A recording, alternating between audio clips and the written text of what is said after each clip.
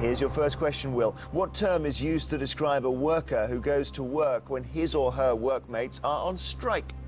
Is it blackleg, blue stocking, or white bait?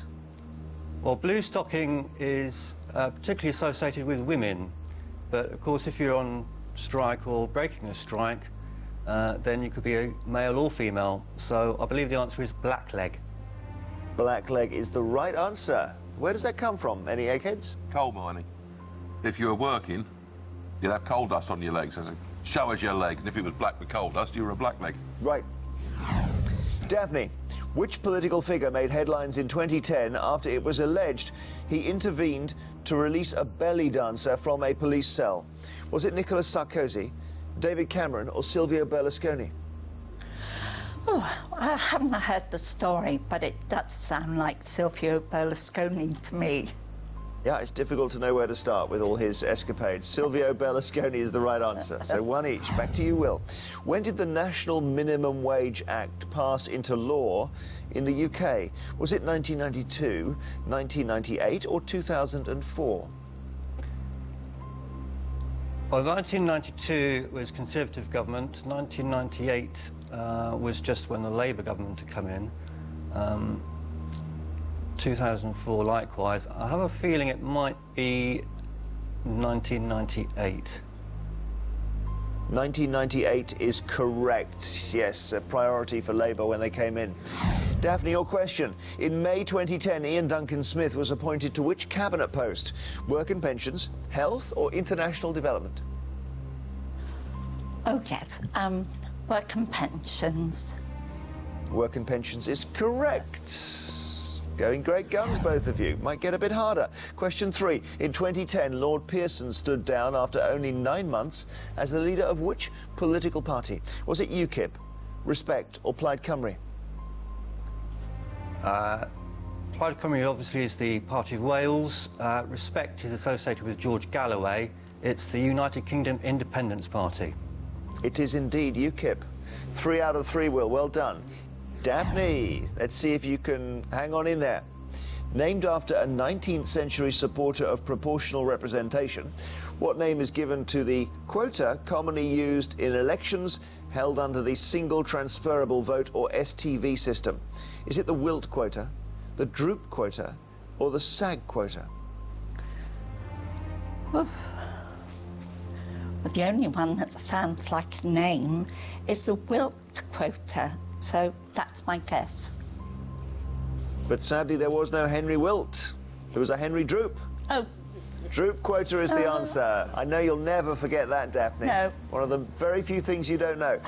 Sorry, you're not in the final. Well done to you, Will. You've beaten Daphne. You've taken out an egghead, and you will be in the final. Please, both of you, return to us now. So, a good start for the challengers. They've lost no brains from the final round. The eggheads have lost the brain. Poor old Daphne's gone. The next subject is music. Now, which of the challengers would like this?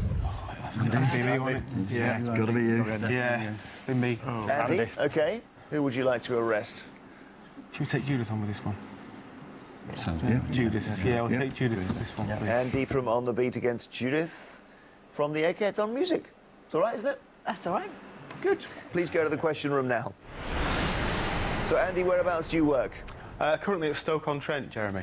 And you're a quizzer, I understand? Yeah, started off doing a few myself, attending them, and then decided to run my own. So you run it in a pub? Yeah, Sydney Arms in Crewe. And if this lot turned up, would there be alarm in the pub?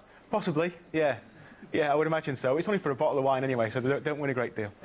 So 3 questions then on music in turn, and whoever answers the most correctly goes through to the final. Andy, you can choose the first or the second set.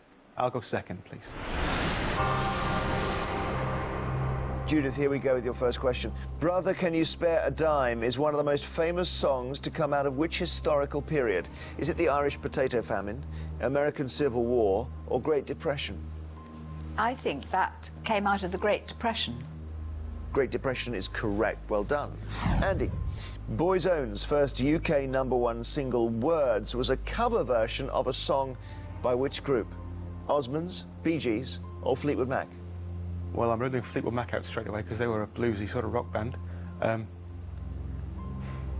seem to remember the year was 1974 and it was the Osmonds. You may have got the year right. It's the Bee Gees, actually. Oh, dear. The Bee Gees. Words are all I have to take your heart away. Was that the lyric? That's the one. That's the one. Okay, Judith. In 1996, Macarena was a US #1 and a UK #2 single for which Spanish act? Los del Rio, Los Lobos, or Kaoma? I don't know. Which name do I like the best?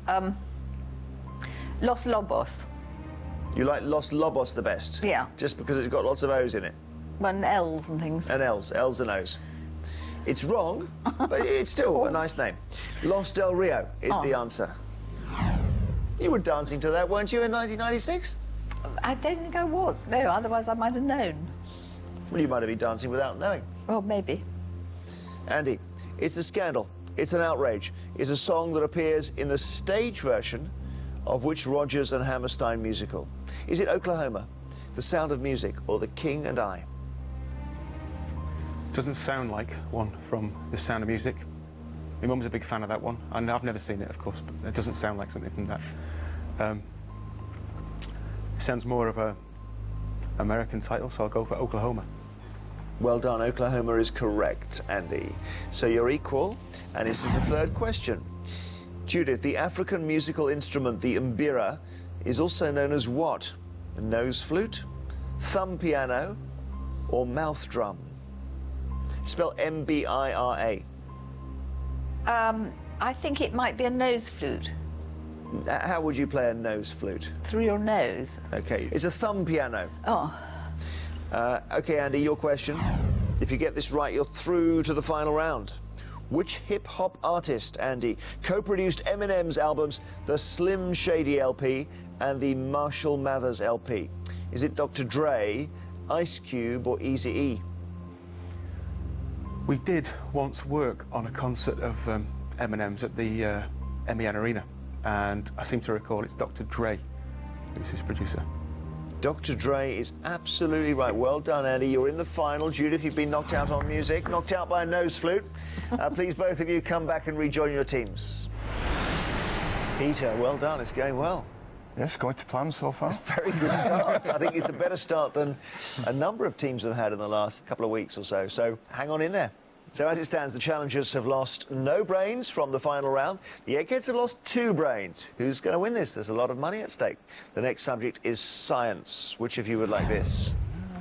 Goodbye, yeah. I'll take that. Peter? Jeremy? OK. Kevin, CJ or Chris? I'd like to take Kevin out.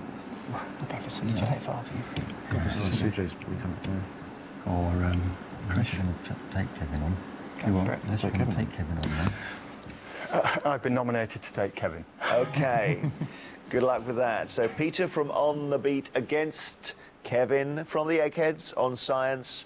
Please go to the question room now. So you actually run a good section of the Transport Police then, Peter?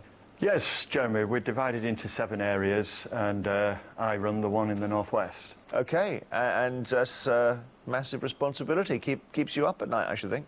It does at times, yes. But it's very interesting. You never know what's next and what's around the corner, what challenge will be thrown at you. I'm just trying to work out how you got into that from doing, as I understand it, a science degree at Oxford. Yes, I did, and I did want to be a farmer or a forester, but then reality took over at the age of 21, and I fancied a go at the police. And what was your degree subject? Applied biology. OK, applied biology, Kevin. How are you on that? Well, I haven't got a degree in it, put it that way. Yeah. Well, let's see how you do. Science range is pretty wide, as we're going to find out. And 3 questions, multiple choice. Peter, you can choose the first or the second set. I think I'll take the first, Jeremy. And here is your first question. The condition seborrhea primarily affects which organ of the body? Is it the brain, liver, or the skin? S-E-B-O-R-R-H-O-E-A, seborrhea. I don't think it's a liver, so I think I'll discount that.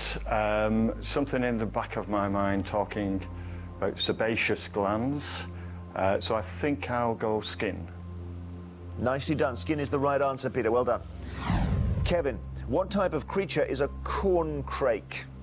Is it a spider, a bird, or a rodent? Corncrake is a bird. It's a bird, yep. Peter, what is the chemical symbol for the element radon? Is it Rn, Rh, or Ra?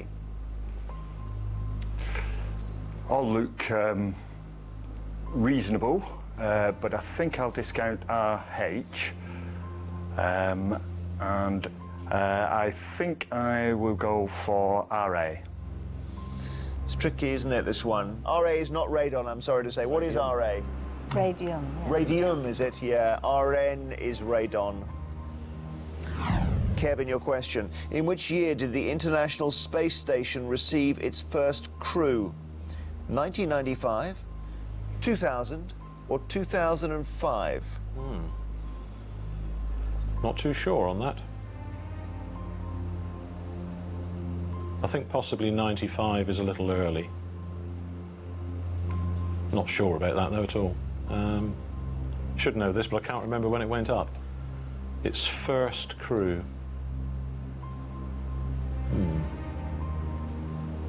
I'm going to go for 2000. 2000 is the right answer. What was it that swung it there? Floating around in the back of my mind, I thought I could imagine people going back up to about 10 years ago. So there we are. You got it right. That means you're in the lead. So, Peter, you need this one now or you're knocked out. Approximately how many Earth years does it take the planet Neptune to orbit the Sun? 85 years, 125 years, or 165 years? Well, obviously Neptune, given the demise of Pluto, is now the furthest planet out within our solar system. So, you know, tending to push me towards the top end in terms of years, and I'll go for 165 years, Jeremy. 165 years is correct. Kevin, your third question for the round. The glyptodon was an early relation of which mammal? Glyptodon. Is it platypus, armadillo, or giraffe? Vaguely heard the name Glyptodon, I would imagine. It's some... not sure on this. Well, I'm not sure, I just don't know. So, platypuses are pretty ancient. They're a very ancient breed. Giraffe? I've never heard that in relation to giraffe. Maybe getting my language roots all mixed up here, but glypto usually refers to carving, as used in context of sculpture and that sort of thing. Could that be involving plates and that kind of thing? Rather metallic look of the eye. I just don't know it, so I'm going to go for armadillo. Amazing. Armadillo is the right answer. He crept towards it there. Yeah. He would be a brilliant cop, wouldn't he? Oh, yes. Yeah, one bit at a time, and then you get to the plates, and then it's the armadillo. So sorry, Peter, you have been knocked out by another strong performance from our Kevin, and you won't be in the final. Kevin, you will be. Please, both of you, come back and rejoin your teammates. At the Goodmans, there's never a dull moment. I bought you some yellow things.